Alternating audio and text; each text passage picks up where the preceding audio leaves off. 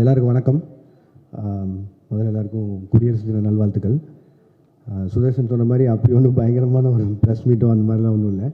எனக்கு இந்த கூலி ரிலீஸ்க்கு அப்புறம் உங்களை யாரையுமே சந்திக்கல. யூஸ்வலாக ஒரு படம் ரிலீஸ் ஆனதுக்கப்புறம் ஏதோ ஒரு தேங்க்ஸ் மீட்டோ சக்ஸஸ் மீட்டோ இல்லை ஏதோ ஒரு வகையில் சந்திச்சிருவேன்.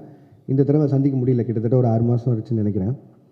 அந்த நீலம் பண்பாட்டு மையம் போகும்போது அப்பவும் பேசணும்னு நினச்சேன். பட் ஆனால் கொஞ்சம் அவசரமாக போக வேண்டியிருந்ததால் அப்பவும் சரியாக பேச முடியல. ஸோ அடுத்த படத்துக்கு மூவ் ஆகிறதுக்குள்ளே என் சைட்லேருந்து ஒரு 2-3 விஷயம் நிறைய இந்த சோஷியல் மீடியாவில் போயிட்டு இருந்தது. அதுக்கு நான் அட்ரஸ் பண்ணணும்னு நினச்சேன். ஸோ அதுக்காக தான்.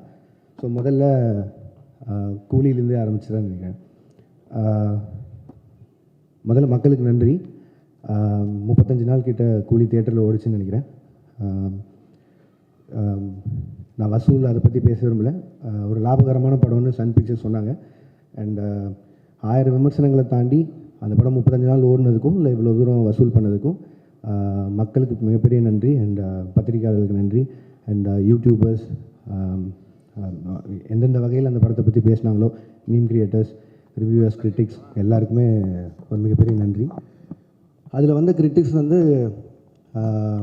நிறைய விஷயங்கள் என்னை யோசிக்க வச்சுருக்கு. எப்படின்னா, ஸோ இதுதான் எங்கிட்டேருந்து எதிர்பார்க்குறாங்க, இந்த மாதிரி கதை சொல்கிறது தான் எதிர்பார்க்குறாங்கங்கிற வரைக்கும் நிறையா விஷயம் நானும் அதில் லேர்னிங்காக எடுத்திருக்கேன். அண்ட் அதை என்னோடய அடுத்தடுத்த படங்களில் அவ்வளோ தூரம் விமர்சனங்கள் இல்லாத படங்களை தர முயற்சி செய்வேன். நன்றி. அண்ட் அதுக்கடுத்து ரஜினி சார், கமல் சார் படம், அதை பற்றியும் நிறையா விமர்சனங்கள் போயிட்டு இருந்தது. என்ன எது கிளாரிட்டி இல்லாமல் அதை பற்றியும் என் சைட்லேருந்து ஒரு கிளாரிட்டி கொடுத்துருன்னு ஆசைப்பட்டேன். கூலி ரிலீஸ் ஆகிற டைமில் 2 பேருமே மீட் பண்ணேன். அண்ட் 2 பேருமே இந்த மாதிரி ஒரு படம் பண்ணலான்னு சொன்னாங்க. எனக்கு அது மிகப்பெரிய ஆப்பர்ச்சுனிட்டி. கிட்டத்தட்ட 46 வருஷம் கழித்து 2 பேரும் ஒன்று சேர்றாங்க அப்படின்னா, அவங்க வந்து என்னை டைரக்ட் பண்ண சொல்லி கேட்டதே எனக்கு பெரிய விஷயமா இருந்தது. ஆனால் எனக்கு அப்போ கைதி 2 இருந்தது. கைதி 2 தான் என்னோடய இமீடியட் நெக்ஸ்ட் ஃபிலிமாக இருந்தது. பட் ஆனால் இந்த ஆப்பர்ச்சுனிட்டி மிஸ் பண்ண முடியல. ஸோ அதனால் நான் ப்ரொடக்ஷன் சைடில் சொல்லிவிட்டு நான் இந்த படம் முடிச்சுட்டு வந்துடுறேங்க, ஏன்னா இது திருப்பி இப்படி ஒரு ஆப்பர்ச்சுனிட்டி கிடைக்காதுன்னு சொல்லிட்டு நான் வந்துட்டேன். ஒரு 1.5 மாதம் சின்சியராக எழுதினேன். முடிஞ்ச அளவுக்கு ட்ரை பண்ணேன் 2 பேரையும் வச்சு ஒரு படம் பண்ணுறதுக்கு. 1.5 மாதம் கழித்து நேரில் போய் மீட் பண்ணி 2 பேருக்கும் தனித்தனியாக நரேஷன் போச்சு. 2 பேரும் ஈக்குவலாக எக்ஸைட் ஆனாங்க கதை மேலே. பட் ஆனால் என்னென்னா, 2 பேரும் நிறைய ஆக்ஷன் ஃபிலிம்ஸ் கண்டினியூஸாக பண்ணிகிட்ருக்காங்க. ஜெயிலர் 2 வரைக்கும் ரஜினி சார் ஆகட்டும், இப்போது கமல் சாரோட அடுத்து அன்பரி மாஸ்டர் டைரெக்ஷனில் வர படமாகட்டும். ஸோ எல்லாமே ஹெவி ஆக்ஷனாக இருக்குது. திரும்பவும் கேப் இல்லாமல் இன்னொரு ஆக்ஷன் போகணுமாங்கிறது தான் அவங்களுக்குள்ள ஒரு கேள்வியாக இருந்து. அண்ட் 2 பேரும் ஒரு லைட் ஹார்ட்டட் ஃபிலிமாக எதிர்பார்த்துட்டு இருக்காங்கிறது தான் எனக்கு அது மூலிமா தெரிஞ்சு 2 பேரும் சொன்னாங்க. பட் லைட் ஹார்ட்டட் ஃபிலிம் எனக்கு பண்ண வராது. அண்ட் அதை நான் ஜெனுனாக சொல்லிட்டு வெளில வந்துட்டேன். பட் ஆனால் நான் இப்போது சொல்லிட்டு போனதுக்கப்புறம் எப்போ திருப்பி வருவேன்னு தெரியாது கார்த்தி சாருக்கும் அவங்க டீமுக்கும். ஸோ அதனால் அவருக்கு கைதி 2க்கு இருந்த ஸ்லாட்டுக்கு இன்னொரு டைரக்டர் கொடுத்தாரு. இதுதான் ஆக்சுவலாக நடந்தது. அண்ட் அந்த கேப்பில் வேறு என்ன பண்ணலாம் அப்படின்னு யோசிக்கும்போது மைத்ரி பிக்சர்ஸ் வந்து அவங்க எனக்கு கிட்டத்தட்ட ஒரு 6 இயர்ஸ் முன்னாடியே ஒரு அட்வான்ஸ் கொடுத்துருந்தாங்க. சரி, அந்த கமிட்மெண்ட்டை கிளியர் பண்ணிடலான்னு யோசிக்கும்போது எனக்கு அல்லு அர்ஜுன் சார் ரொம்ப பிடிக்கும். ஒரு 3-4 வருஷமாக பேசிகிட்டு இருக்கோம் ஏதோ ஒரு படத்தில் கொலாப் பண்ணலான்னு. ஸோ இது எல்லாமே சேர்ந்து அமைஞ்சு வந்த மாதிரி இருந்தது. ஸோ இந்த கேப்பை யூஸ் பண்ணி இப்படி ஒரு படம் பண்ணிட்டு வந்துடலான்னு யோசிச்சது தான். அதுவும் நிறையா சம்பளம் கேட்டேன், அதனால் கைதி 2 பண்ணல அப்படிலாம் போட்டுருந்தாங்க. அப்படிலாம் இல்லை. சம்பளம்ன்றது உங்களுக்கு தெரியும், மார்க்கெட்டும் ப்ரொடியூசரும் நிர்ணயிக்கிறதா. நான் எவ்வளோ டிமாண்ட் பண்ணாலும் நம்ம படம் என்ன பண்ணியிருக்கோம் அதுக்கு தகுந்த மாதிரி தான் நம்ம சம்பளமும் இருக்கும். ஸோ அந்த ஒரு விஷயம் கிளியர் பண்ணணும்னு நினச்சேன். லாஸ்ட் வீக் அவங்க எல்லோரையும் மீட் பண்ணி பேசிட்டேன். ஸோ என்னோடய அடுத்த படம் கைதி 2வாக தான் இருக்கும். அது ஏன் நான் ரொம்ப சால்ட்டாக சொல்கிறேன்னா, அந்த எல்சியூ இல்லை, எல்சியூ க்ளோஸ் ஆகிடுச்சு அதெல்லாம் போட்டிருந்தாங்க. அது வந்து ஜி ஸ்குவாட் இல்லை.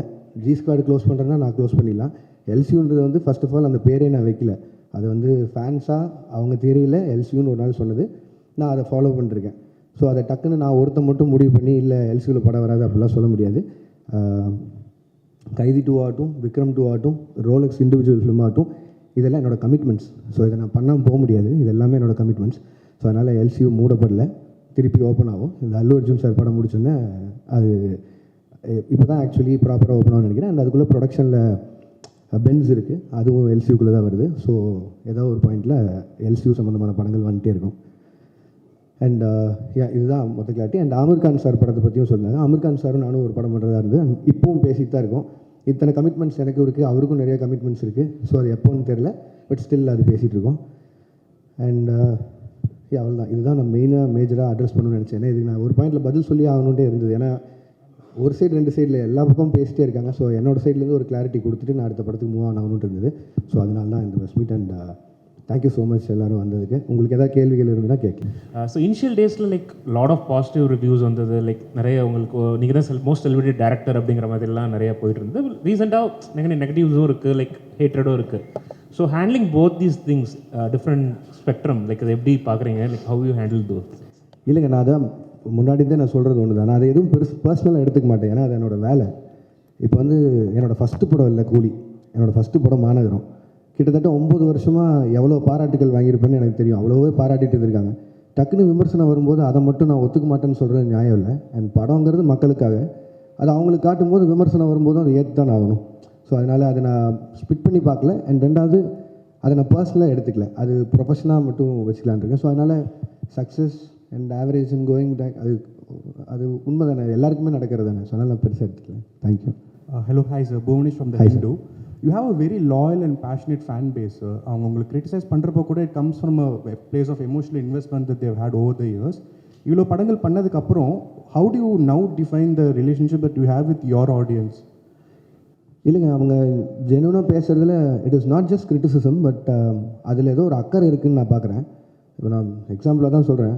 ஒரு 10 ஃப்ரெண்ட்ஸ் இருக்காங்கன்னு வைங்களேன், அதில் எல்லாமே சரின்னு சொல்லிட்டு யாரோ ஒருத்தர் மட்டும் இல்லைடா நீ செய்கிறது தப்புன்னா அவன் உண்மையிலேயே ஃப்ரெண்டுன்னு நினைக்கிறேன். அந்த லாயல் பேஸ் ஆஃப் ஃபேன்ஸாக இருக்காங்க நான் நினைக்கிறேன். ஸோ அதனால் I'm very happy about them. Sir Akshay from the new Indian express. நீங்கள் ஒரு ஃபியூ இயர்ஸ்க்கு முன்னாடி வந்து சொல்லியிருந்தீங்க, இந்த மாதிரி எனக்கு ப்ராஜெக்ட்ஸுக்கு நடுவில் வந்து கொஞ்சம் ஸ்பேசிங் பண்ணணும், so that I can write அப்படின்ற மாதிரி சொல்லிட்டு, இப்போ நீங்கள் அடிஷ்னலாக வந்து ஆக்டிங்கும் பண்ணுறீங்க. So doesn't that defeat the purpose? இல்லைங்க, அப்படி பார்த்தா I can take lot of breaks. But பிரச்சனை என்னென்னா, இப்போ நான் சொன்ன அந்த கமிட்மெண்ட்ஸ் எல்லாம் இருக்குல்ல, இது எல்லாமே ஒரு டைம் லைனில் இப்படி போகும்னு நினச்சி பண்ணுறோம். அது நடக்காமல் போகும்போது நம்மளுக்காக வெயிட் பண்ணுற ஹீரோஸ் இருக்காங்க, நமக்காக வெயிட் பண்ணுற ப்ரொடியூசர்ஸ் ஆகிடுறாங்க. ஸோ அதில் நிறைய அவங்களோட ஃபண்ட்ஸ் இன்வால்வ் ஆகுது. ஸோ என்னோடய பிரேக்ஸ் வந்து அதில் அப்படி ஆகாது.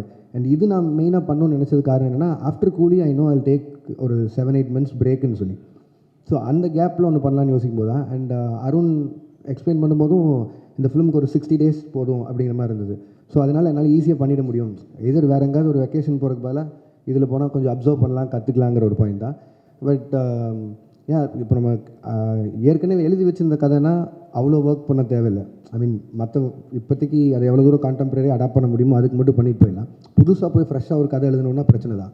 அதாவது கூலி படம் ரிலீஸ்க்கு முன்னால் நீங்கள் சில இன்டர்வியூஸ்லாம் கொடுத்தீங்க. அதை வந்து ஆடியன்ஸ் பாயிண்ட் ஆஃப் வியூவில் வந்து அது ஒரு எக்ஸாஜரேஷன்னு நினச்சிட்டு அதை பற்றி சோஷியல் மீடியாவில் வந்து உங்களை பற்றி நெகட்டிவிட்டியோடு பேச ஆரம்பித்தாங்கன்ற மாதிரி தான் தோணுது. அது உண்மையிலே என்ன தான் நடந்துச்சு சார்? நீங்கள் சொன்னது என்ன, செஞ்சது என்ன, மக்கள் மத்தியில் எப்படி போய் சேர்ந்துச்சு சார்? இப்போ நான் சொன்னாலும் திருப்பி அதான் நடக்க போகுது சார். நான் வந்து ஒரு படத்தோட கலெக்ஷனை பேஸ் பண்ணி ஒரு படம் பண்ண முடியாதுங்கிறது அது என்னோட ஐடியாலஜி. சினிமாவை நான் 1000 கோடி சம்பாரிச்சு காட்டுறேன்னு ஒரு படம் எழுதவே முடியாது. நான் அதான் முன்னாடின்னு சொல்கிறேன். பட் ஆனால் என்னென்னா, நம்ம டெக்னீஷியன்ஸும் நம்ம கூட இருக்கவங்க யார் எவ்வளோ சொன்னாலும் அவங்க அந்த படத்து மேலே எக்ஸைட்மெண்ட், ரஜினி சார் மேலே இந்த எக்ஸைட்மெண்ட், அவ்வளோ ஸ்டார்ஸை பார்த்த எக்ஸைட்மெண்ட்டில் இந்த 1000 கோடிங்கிற பிரச்சனையை ஆரம்பிச்சிடுவாங்க ஸ்டார்டிங்லேருந்து. இப்போ அதனால் 500 கோடிக்கு சம்பாரிச்ச படம் கூட இப்போ வந்து நான் பதில் சொல்கிறது அங்கே ஆயிடுச்சு. கிரிட்டிசிசம் அதெல்லாம் விட்டலாம். பட் ஆனால் கொடுத்த இன்டர்வியூஸுமே சரி, நான் அதை ரொம்ப ஸ்ட்ரெஸ் பண்ணியே சொல்லிட்டு இருந்தேன். இந்த மாதிரி 1000 கோடிங்கிறத ப்ரெஷரைஸ் பண்ண வேணாம், அப்படி ஒரு படமாக எக்ஸ்பெக்ட் பண்ணாதீங்க.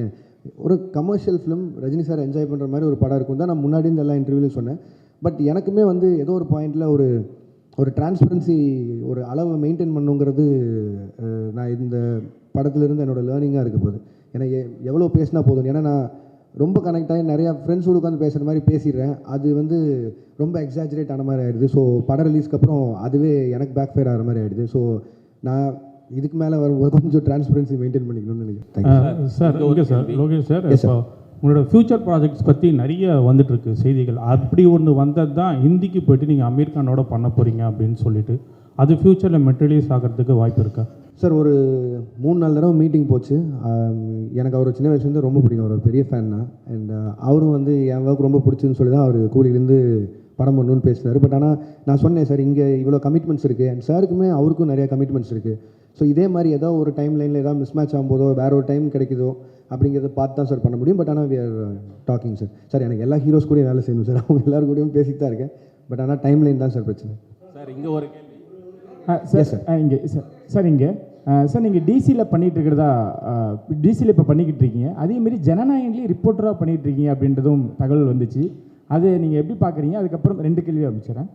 இந்த சென்சார் இஷ்யூ கூலிலையும் ஏ சர்டிஃபிகேட் வந்திருந்தது, ஜனநாயகன்லேயும் அது பாதிக்கப்பட்டிருக்கு. அது எப்படி சார் பார்க்குறீங்க இந்த 2 கொஸ்டின்?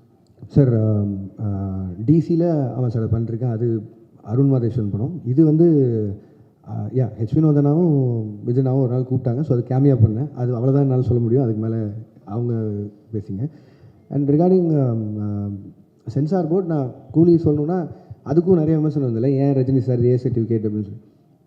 சரி, ஏ சர்டிஃபிகேட் வாங்கணும்னு போல எனக்கு என்ன ஆச்சுன்னா, சென்சார் போர்டில் ஃபர்ஸ்ட் சென்சார் பண்ணி முடிச்சோன்னே தி அட்வைஸ் மீ 35 கட் சொன்னாங்க. அப்புறம் ஒரு 9 மியூட்ஸ் இருந்தது. மியூட்ஸ் கூட ஓகே, எனக்கு பிரச்சனை இல்லைன்னு சொல்லிட்டேன். பட் 35 கட்டுங்கிறது வந்து என்னால் அன்றைக்கி ஏற்றுக்க முடியல. இப்போ படம் ரிலீஸ் ஆனதுக்கப்புறம் ஆல்ரெடி நிறைய இடங்கள் புரியலன்னு சொல்லி சொல்கிறாங்க. மேபி அது ஐ டேக் த ப்ளேம். நிறைய இடத்துல நான் புரிய வச்சுருக்கணும். பட் ஆனால் அதையும் மீறி 35 கட் அப்படின்னா அது படமாகவே இருந்திருக்காது. இன்னும் நீங்கள் வந்து ஒரு ஒரு ஒரு ஒரு கம்ப்ளீட்டட் ஃபிலிம் வித் ஏ சர்டிஃபிகேட்டா இல்லை ஒரு இன்கம்ப்ளீட் ஃபிலிம் வித் யூபிஏ சர்டிஃபிகேட்டாங்கிற மாதிரி தான் இருந்தது. அண்ட் இமீடியட்டாக அது நான் ஒருத்தர் எடுக்க முடியிற கால் இல்லை. ஏன்னா அது எத்தனை கோடி இன்வெஸ்ட் பண்ணியிருக்காங்கன்னு உங்களுக்கு தெரியும். ஸோ நான் ப்ரொடியூசர்கிட்டையும் பேசினேன், ரஜினி சார்கிட்டையும் பேசினேன். அண்ட் எல்லோரும் பேசி முடிவு பண்ணி வி அப்ளைட் ஃபார் ரீசென்சார். உடனே ரீசென்சார் அப்ளை பண்ணோம். ரீசென்சாரில் அடுத்த பேனல் பார்த்துட்டு திருப்பியும் அதே 35 கட்டு அட்வைஸ் பண்ணாங்க. பட் அட்வைஸ் பண்ணுறதை தாண்டி ரீசென்சாரில் எனக்கு சொன்னது என்னென்னா, தீமேட்டிக்காகவே இது அதாவது பிணங்களை எரிக்கிறதும் இந்த மாதிரி பண்ணுறதுங்கிறதும் தீமேட்டிக்காகவே எனக்கு இந்த மாதிரி பண்ணணும். அண்ட் எங்களுக்கான ரிலீஸ் டைம் இருக்குது. அண்ட் எனக்கு அந்த படத்தை எந்தையுமே விஷுவலாக கட் பண்ணிட வேணாம். இது எல்லாத்தையும் மனசில் வச்சுட்டு ரஜினி சாரோட அட்வைஸை எடுத்துகிட்டு அண்ட் தென் வி டிசைடட். ஏன்னா ஒரு ஏ சர்டிஃபிகேட் வந்ததுனால மட்டுமே ஒரு 40-50 கோடி வருமானத்தில் லாஸ் இருக்க மாதிரி இருக்கும். பட் ஆனால் அது சன் பிக்சர்ஸ் எனக்கு கொடுத்த ஃப்ரீடம், ரஜினி சார் எனக்கு கொடுத்த ஃப்ரீடம், லோகேஷ் உங்கள் காலாக இருக்கட்டும், உங்களுக்கு என்ன தோணுதோ பண்ணுங்கன்னு. நான் ஒரு கம்ப்ளீட் ஃபிலிமாக இருக்கணும்னு சொல்லி தான் ஏ சர்டிஃபிகேட் கொடுத்துக்கிட்டது. இல்லைனா ஆப்வியஸாக இன்னும் கொஞ்சம் அதிகமாக சம்பாதிக்க போகுதுன்னா நான் வேணான்னு தான் சொல்லியிருப்பேன். பட் இதுதான் ஆக்சுவலி நடந்தது. அண்ட் ரிகார்டிங் ஜனநாயகன் எனக்கு நீங்கள் வினோத நாடு தான் கேட்கணும். நான் சென்சாருக்குள்ளே போகல, அதனால் நான் சொல்ல முடியாது. சார் மீனாட்சி சுந்தரம், உங்கள் படங்களில் நிறைய வன்முறை இருக்குது, வெட்டு குத்து ரத்தம் குரூரெல்லாம் இருக்குது. இது வந்து சமூகத்துக்கு நல்லதில்லை. லோகேஷ் கனகராஜ் ஒரு மனநல டாக்டர் கூட பார்க்கணும் அளவுக்கு உச்சமாக கமெண்ட் வந்தது. அதை பற்றி என்ன நினைக்கிங்க? 1. 2வது, ஜனநாயகன் நீங்கள் மலேசியாலாம் போய் விஜய் சாருக்கு நிறைய சப்போர்ட் பண்ணீங்க, சினிமா வாழ்க்கைக்கு அண்ணன் நீங்கள். அடுத்து இந்த ஏப்ரல் மே பிரச்சாரத்துக்காக போவீங்களா? அந்த வகையிலும் சப்போர்ட் இருக்குமா? காலையில் நேரம் ஏன்னா சொல்லிடுறேன். இல்லை, நான் அந்த வன்முறை இது வந்து ஆனால் இப்போ நான் வந்து ஒரு சினிமா டைரக்டர் ஆகணும்னு நினச்சி வரும்போது, நான் சின்ன வயசுலேருந்து என்ன படங்கள் பார்த்து வந்தேனோ நான் ஒரு ஆக்ஷன் ஃபிலிம் டைரக்டர் ஆகணும்னு தான் வந்தேன். நான் தேவர் மகன் விருமாண்டியெல்லாம் பார்த்து தான் வந்தேன். நான் மனநல மருத்துவமனைக்கெலாம் போகல, நான் டைரக்டர் ஆகணும்னு முடிவு பண்ணி தான் இங்கே வந்தேன். அண்ட் இப்போ அதையும் தாண்டி இப்போது கில்பில் ஆகட்டும், வெளிநாட்டு படங்கள் பார்த்தா அதுக்கும் ஆஸ்கர்லாம் கிடைக்குது, அதாவது ஆக்ஷன் படங்களுக்கு. ஸோ இப்போ நம்ம இந்த இந்த இந்த ஜென்ரேஷனில் இருக்கவங்க எல்லாருமே கம்பேர் பண்ணுறதே வந்து கேம் ஆஃப் த்ரோன்ஸ் பார்க்குறாங்க, பிரேக்கிங் பேட், டெக்ஸ்டர் எல்லாத்தையும் பார்த்துறாங்க. ஸோ இதுவே 10 வருஷம் ஆயிடுச்சு இதெல்லாம் வந்து. அப்போ என்னென்னா அவங்க ஆன் பார் நாங்கள் பார்க்குற இந்த வெப் சீரிஸ் அளவுக்கு இருக்கா அப்படிங்கிறத கம்பேரிசன் வைக்கிறாங்க. அதுக்காக வயலன்ஸ் பண்ணி ஒரு படத்தை பண்ணுறது மட்டும்தான் ஹாலிவுட் லெவலுக்கு கம்பேர் பண்ணுறது நான் சொல்ல, அதையும் காரணமாக வைக்கிறாங்க. ஒரு 2.5 மணி நேரம் நீங்கள் தேட்டருக்குள்ளே வந்ததுக்கு நான் உங்களை என்கேஜாக வச்சுக்கணும்னு நினைக்கிறதே எனக்கு அவ்வளோ பெரிய சேலஞ்சாக இருக்குது. இதில் இந்த சோகால்டு வயலன்ஸ்னே நான் வயலன்ஸ்னே சொல்ல விரும்புகிறேன். அது ஒரு ஆக்ஷன் படம். எப்படி ஜாக்கி சானை பார்த்தோம், எப்படி ப்ரூஸ்லி பார்த்தோம், அர்னால்டை பார்த்தோம், இப்படிலாம் பார்த்து தான் வந்தோம். அதுக்கப்புறமா ரஜினி சார் பார்த்தோம், நம்ம ஊர்லேயே கமல் சார் பார்த்தோம், எல்லா ஆக்ஷனும் விஜயகாந்த் சாரோட ஒன்று தேட்டரில் விடாமல் பார்த்தோம். இதெல்லாம் தான் ஒரு ஆக்ஷன் டைரக்டர் ஆகணும்னு மாற்றுறது. இது எப்படின்னா, இப்போ வந்து ஏதோ ஒரு பக்கம் பார்த்துட்டு இந்த மாதிரி நீங்கள் சொன்ன மாதிரி இன்ஃப்ளூயன்ஸாக இப்படி பண்ணுறாங்க அப்படின்னா, அது அவ்வளோ ஈஸியாக அப்படி சொல்லிட்டு கடந்து போகிற விஷயம் இல்லைண்ணே. ஒரு தப்பு நடக்குது, அதுக்கு இந்த டைரக்டரோட படம் தான் காரணம்னு சொல்லிட்டா அது அவ்வளோ ஈஸி இல்லைண்ணே. இப்போ எனக்கு ஒரு பொறுப்பு இருக்கணும்னு சொல்கிறீங்களே, இருக்குது, சமூக பொறுப்பு இருக்குது, ஓகே, நான் வயலன்ஸ் கம்மியாக, பார்க்குறவங்களுக்கும் அந்த பொறுப்பு இருக்கணும் இல்லைண்ணே. அப்புறம் எதுக்கு நான் படிக்கிறோம், எதுக்கு இத்தனை பேர் அப்பா அம்மா வளர்த்து எவ்வளோ பேர்கிட்ட அட்வைஸ் கேட்குறோம், எல்லாருமே இருக்குல்ல. ஸோ அது ஈஸியாக கடந்து போகிற விஷயமே இல்லைன்றேன். அதையும் மீறி உங்களை ஒரு சினிமா ஒரு 2.5 மணி நேரம் பொழுதுபோக்கு படம் உங்களை மாற்றுதுன்னா மனசார நம்ம எவ்வளோ வீக்காக இருக்கும். அப்போ நாளைக்கு எதில் வேணாலும் இன்ஃப்ளூயன்ஸ் ஆகும்ல, அது நம்ம தானே, நம்ம கையில் தானே இருக்குது. அதுக்கு அதை காரணம் காட்டிடக்கூடாதுன்னு சொல்கிறேன். 2 சைடும் பொறுப்பாக இருக்கணும்னு தான் நான் சொல்கிறேன். லோகேஷ் பிரச்சாரம் தானே இல்லைண்ணே, அரசியலுக்கு எனக்கு என்னென்ன சம்பந்தம். அண்ட் இன்னொரு கிளாரிட்டியும் கொடுக்கணும்னு நினச்சி, இந்த நீங்கள் இந்த ரஜினி சார் கமல் சாரை பற்றி பேசுனால அவங்க 2 பேரை வந்து அன்ஃபாலோ பண்ணிட்டேன் ட்விட்டர்லேருந்து அப்படின்லாம் சொல்லியிருந்தாங்க. அவங்க 2 பேரும் எந்த இடத்துல இருக்காங்க, நான் அவங்க கூட ஒர்க் பண்ணதையே ஒரு பாகியமாக நினச்சிட்ருக்கேன். நான் ஒரு ஊர்லேருந்து வந்து 2 பேரையும் டைரக்ட் பண்ணிட்டேங்கிறத ஒரு 2 வருஷத்துக்கு முன்னாடி ஸ்க்ரால் பண்ணும்போது லைக் போட்டதுக்கே நான் எவ்வளோ பதில் சொல்கிறேன், தெரியாமல் லைக் பண்ணதுக்கு எவ்வளோ பதில் சொல்கிறதுன்னு எனக்கு தெரியும். இன்றைக்கி தேதிக்கு அப்படி யாராவது அன்ஃபாலோ பண்ணிட முடியுமா, இல்லை அது எப்படி பாசிபிளாக இருக்கும்? அது ஏன் நான் சொல்கிறேன்னா, இப்போ எங்கள் அம்மாக்கெல்லாம் வந்து ட்விட்டர்னு என்னென்னு தெரியாது, ஃபாலோ அன்ஃபாலோன்னு என்னென்னு தெரியாது. ஆனால் அவங்க எனக்கு ஃபோன் பண்ணி ஏன்டா Kamal sorry Rajini sorry unfollow பண்ணுறேன்னு கேட்குறாங்க. ஏன்னா நான் சொல்கிறது கூட நம்ப மாட்டாங்க, நீங்கள் சொல்கிறது தான் நம்புகிறாங்க. அதனால தான் நான் சொல்லிட்டுருக்கேன். நான் அந்த மாதிரி அன்ஃபாலோ பண்ணுறதோ அப்படி எதுவும் இல்லை. அதையும் மீறி இந்த மாதிரி ஏதாவது சென்சிட்டிவான விஷயம் இருந்ததுன்னா என் சைட்லேயோ இல்லை என் டீம் சைட்லேயோ யாராவது கிட்ட கேட்டு கொஞ்சம் எழுதுனீங்கன்னா பேசுனீங்கன்னா நல்லாயிருக்கும்னு நினைக்கிறேன். அதை வேண்டுகோளாக வச்சுக்கிறேன். லோகேஷ், நீங்கள் அல்லு அர்ஜுனை வச்சு அட்லியும் பண்ணுறாரு, அல்லு அர்ஜுனை வச்சு இப்போ நீங்கள் லோகேஷ் கனகராஜும் பண்ண போகிறாரு.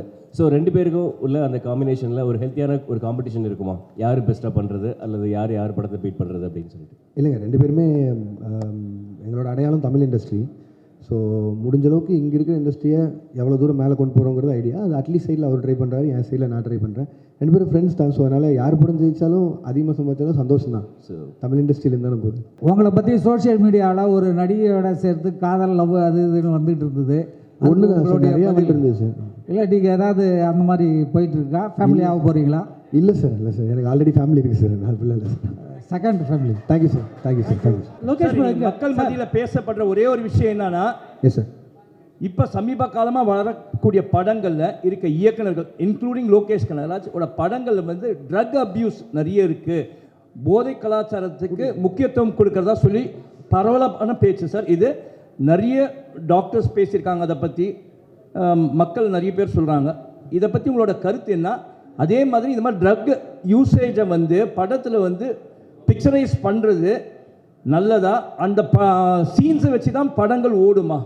ஓகே சார், நான் எனக்கு ஒரு 2 நிமிஷம் கொடுத்தீங்கன்னா நான் எக்ஸ்பிளைன் பண்ண ட்ரை பண்ணுறேன் சார். ஏன்னா இது ரொம்ப நாளாக இந்த அலிகேஷன் சொல்லிட்டு இருக்காங்க சார். நீங்கள் சொல்கிற பாயிண்ட் எனக்கு வேலிடாக புரிஞ்சிச்சு. அது இப்போது சொசைட்டியில் நடக்கிற எல்லா விஷயத்தையும் பார்த்தா அது இருக்க மாதிரி.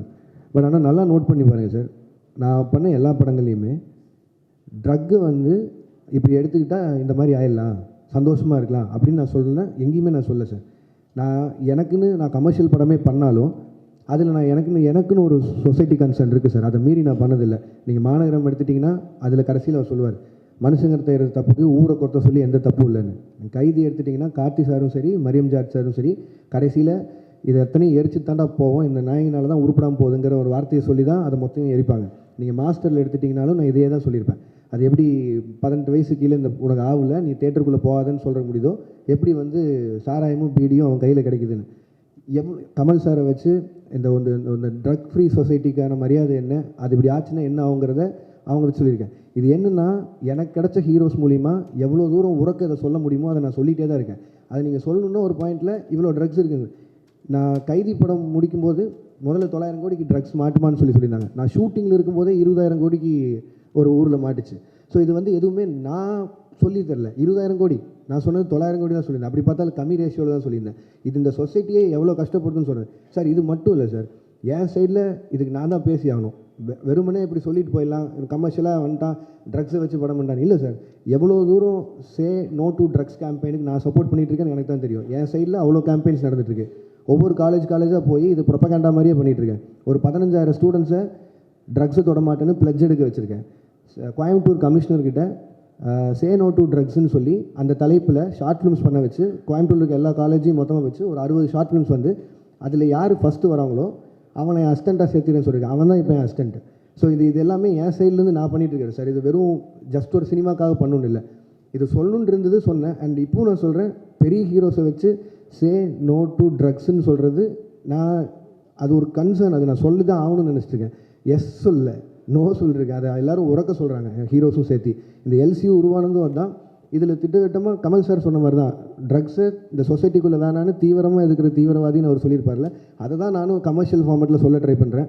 பட் ஆனால் நான் என்ன சொன்னாலும் நல்லதை கேட்கவே மாட்டோம், நான் கெட்டதை மட்டும்தான் பார்ப்போன்னு சொல்லிட்டு தான் நானும் என்ன தான் சார் பண்ண முடியும்.